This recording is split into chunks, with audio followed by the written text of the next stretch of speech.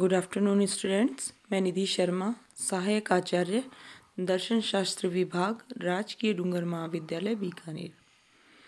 अपने पूर्व वीडियो में मैंने आप लोगों को द्रव्य संबंधी जो विचार हैं उसके बारे में चर्चा की थी और साथ में द्रव्य के जो 3 रूप है उसके बारे में भी आप लोगों को बतलाया था और द्रव्य व जगत के संबंध के बारे में भी चर्चा की थी। अब मैं अपने इस वीडियो में आप लोगों को गुण एट्रीब्यूट्स के बारे में बतलाऊंगी। स्पिनोजा के अनुसार द्रव्य में अनंत धर्म होते हैं।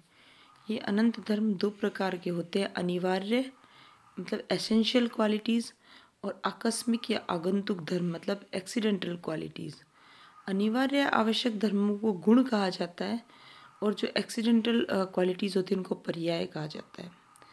अनिवार्य जो आकस्मिक गुण है आकस्मिक जो धर्म है जिन्हें गुण कहा जाता है, उसकी स्पिनोजा परिभाषा ये देते हैं कि जिस धर्म को बुद्धि द्रव्य का सार या तत्व समझती है उसको गुण कहा जाता है। मतलब जो बुद्धि से जो द्रव्य से हमेशा ही जुड़े ही रहते हैं, जो द्रव्य के सार तत्व होते हैं वो गुण कहलाते हैं। इनकी इस परिभाषा से स्पष्ट नहीं होता कि गुण तात्विक है या आरोपित है, क्योंकि परिभाषा में उन्होंने कहा है कि जिस धर्म को बुद्धि द्रव्य का सार समझती है वह गुण है। इस परिभाषा में बुद्धि समझती है इस पक्ष पर बल देते हैं तो गुण आरोपित हो जाते हैं और द्रव्य का सार या तत्व पक्ष पर बल देते हैं तो गुण तात्विक हो जाते हैं। तो ये तो दृष्टिकोण का भेद है। यद्यपि इस परिभाषा से स्पष्ट नहीं होता है कि स्पिनोजा गुणों को तात्विक मानते हैं आरोपित मानते हैं, तो गुणों का तात्विक समझा जाना भी उनके विचारों के अनुरूप ही हमें कहीं ना कहीं प्रतीत होता है।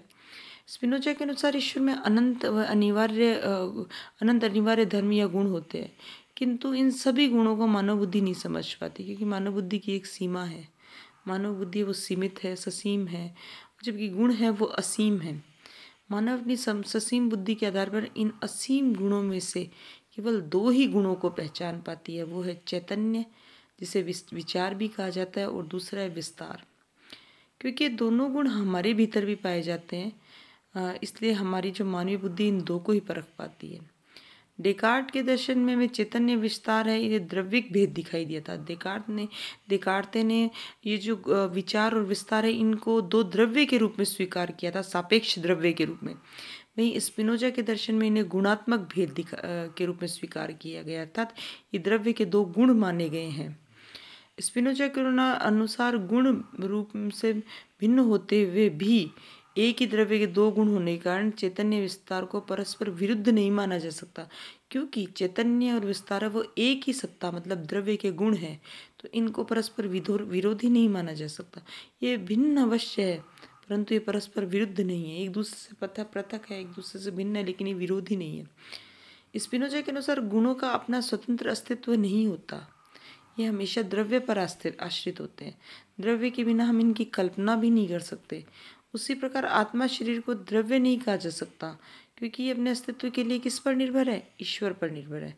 अतः ये द्रव्य न होकर चैतन्य विस्तार के रूप में ईश्वर के 2 समानांतर गुण हैं। ये चैतन्य और विस्तार मतलब आत्मा और शरीर, ये देकार्ते के अनुसार 2 द्रव्य न होकर स्पिनोजा के अनुसार ये 2 समानांतर गुण है। किसके? ईश्वर के। ईश्वर के 2 ऐसे गुण हैं जो बराबर चलते हैं। इनका जो संबंध है 2 समानांतर रेखाओं जैसा होता है। कहने का तात्पर्य है कि जहाँ जहाँ चैतन्य होगा वहाँ वहाँ विस्तार होगा, जहाँ जहाँ विस्तार होगा वहाँ वहाँ चैतन्य होगा। यहाँ स्पिनोजा के गुण विचार के विरुद्ध एक आपत्ति हमेशा उठाई जाती है कि स्पिनोजा एक और तो द्रव्य को निर्गुण मानते हैं और दूसरी ओर गुण विचार में द्रव्य को अनंत गुण द्रव्य में अनंत गुण स्वीकार कर लेते हैं। तो स्पिनोजा कहते हैं कि द्रव्य को निर्गुण कहने का उनका तात्पर्य बस इतना सा ही है कि द्रव्य में सीमित गुणों का अभाव है। मैं ये नहीं कहता कि द्रव्य में गुण नहीं है, गुण है, परंतु कैसे हैं? असीम और अनंत गुण। इस प्रकार स्पिनोजा द्रव्य ईश्वर में अनंत गुणों की सत्ता स्वीकार करते हैं तथा यह मानते हैं कि मानव बुद्धि केवल 2 गुणों चैतन्य विस्तार को ही जान पाती है। अब हम बात करते हैं पर्याय मतलब मोड्स की। जैसा कि हमने देखा है कि द्रव्य में 2 प्रकार के धर्म होते हैं, अनिवार्य तथा आगंतुक धर्म। अनिवार्य धर्मों को गुण कहा जाता है, जिसकी तो हम बहुत पहले ही चर्चा कर चुके हैं, और द्रव्य के आगंतुक जो धर्म है उनको पर्याय कहते हैं मतलब मोड्स कहते हैं। इन्हें द्रव्य का विकार भी कहा जाता है। पर्याय की परिभाषा देते हुए स्पिनोजा कहते हैं कि पर्याय द्रव्य का वह रूपांतर है जो उसमें ही स्थित रहता है और उसकी धारणा किसी दूसरे तथ्य के द्वारा बनती है।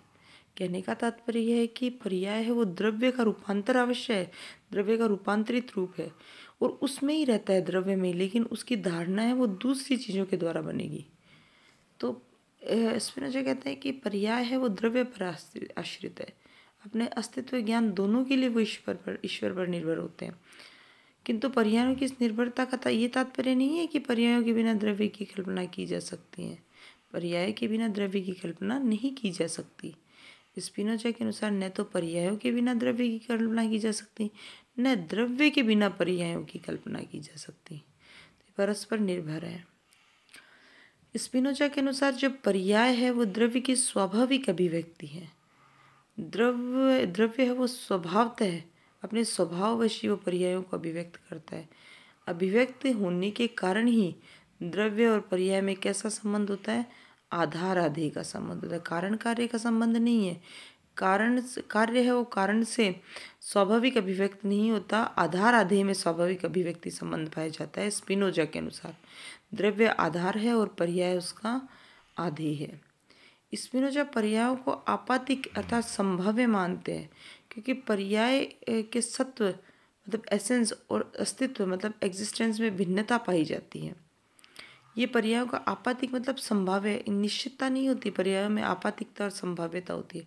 स्पिनोजा के अनुसार पर्याय है वो ससीम होते हैं, शांत होते हैं और अनित्य होते हैं, परंतु दृष्टिभेद के कारण एक ही पर्याय ससीम या शांत तथा असीम या अनंत कहा जाता है। स्पिनोजा के अनुसार इस प्रकार पर्याय भी दो प्रकार के हो गए, एक असीम पर्याय और एक ससीम पर्याय। स्पिनोजा कहते हैं कि हमारी बुद्धि दो ही गुणों चैतन्य विस्तार को ग्रहण करती है, अतः चैतन्य विस्तार इन दो गुणों की संगति में दो दो पर्याय होते हैं। जैसे चैतन्य का पर्याय क्या है? बुद्धि और संकल्प। बुद्धि मतलब अंडरस्टैंडिंग, संकल्प मतलब विल। तो ये चैतन्य के असीम पर्याय है। और विस्तार के पर्याय गति व स्थिति, अर्थात गति मतलब मोशन, स्थिति मतलब रेस्ट। स्पिनोजा के अनुसार युक्त पर्याय दृष्टिभेद से ससीम भी है और असीम भी है। कैसे? जैसे अभी हम चर्चा कर रहे हैं दो गुण की, जैसे चैतन्य और विस्तार, दो गुण से दो पर्याय निकल रहे हैं, हर एक गुण से दो दो पर्याय निकल रहे हैं, बुद्धि और संकल्प, और इधर विस्तार की गति और स्थिति। अब ये जो बुद्धि और संकल्प है असीम दृष्टि से अलग है और इनकी ससीमता भी है। ये असीम और ससीम दो रूपों में है। उसी प्रकार विस्तार है वो भी असीम और ससीम दो रूपों में है। अब बात करते हैं हम चैतन्य की। चैतन्य की दृष्टि से बुद्धि और संकल्प वो है असीम पर्याय, जबकि जीवात्माओं की दृष्टि से ससीम पर्याय है। बुद्धि और संकल्प तो असीम पर्याय हो गए चैतन्य के, और चैतन्य के जीवात्मा है वो उसका ससीम पर्याय हो गया। इस प्रकार विस्तार की दृष्टि से गति स्थिति असीम पर्याय हो गए और जड़ पदार्थ है वो ससीम पर्याय हो गए। इस प्रकार स्पिनोजा अनेकता व एकता की व्याख्या करने के लिए पर्याय में व्यवहारिक और पारमार्थिक भेद स्वीकार कर लेते हैं कि एक ही पर्याय है, उसका असीम रूप अलग है, ससीम रूप अलग है। उनके अनुसार व्यवहारिक दृष्टि से पर्याय अनेक होते हैं, जबकि पारमार्थिक दृष्टि से हम पर्यायों को देखते हैं तो वो एक रूप में दिखाई देते हैं, द्रव्य रूप में दिखाई देते हैं। स्पिनोजा के अनुसार इन दृष्टियों का प्रयोग नहीं करने के कारण ही हमें द्रव्य अनेक दिखाई पड़ता है, जबकि द्रव्य है क्या? एक। जो अनेकता प्रतीत होती है वो क्या सब किस रूप में होती है? विकार के रूप में होती है, पर्याय के रूप में होती है। स्पिनोजा ने पर्याय की दो विधा स्वीकार की है, वैचारिक और वैस्तारिक। इन दोनों विधाओं में से दो प्रकार के पर्याय उत्पन्न होते हैं, समष्टि पर्याय और व्यष्टि पर्याय। वैचारिक विधा में ईश्वर समष्टि पर्याय और जीवात्मा क्या है? व्यष्टि पर्याय। जबकि वैस्तारिक विधा में विराट समष्टि पर्याय और भौतिक वस्तुएं व्यष्टि पर्याय है। अब द्रव्य और पर्याय में मौलिक अंतर क्या है? द्रव्य का अस्तित्व तो अनिवार्य होता है, जबकि पर्याय का अस्तित्व केवल आपातिक व संभाव्य होता है। द्रव्य का ज्ञान मतलब सत्व, अस्तित्व मतलब एग्जिस्टेंस, दोनों अभिन्न है, जबकि पर्याय का सत्व एवं अस्तित्व अभिन्न नहीं होते हैं। मतलब द्रव्य का अस्तित्व और उसका सत्व मतलब ज्ञान और अस्तित्व दोनों एक ही होते हैं, जबकि पर्याय का ज्ञान और अस्तित्व दोनों अलग अलग होते हैं। द्रव्य स्वतंत्र होता है जबकि पर्याय परतंत्र होते हैं। यदि भी दोनों एक दूसरे के बिना इनकी कल्पना नहीं की जा सकती, परंतु इनमें मौलिक और मूलभूत अंतर है।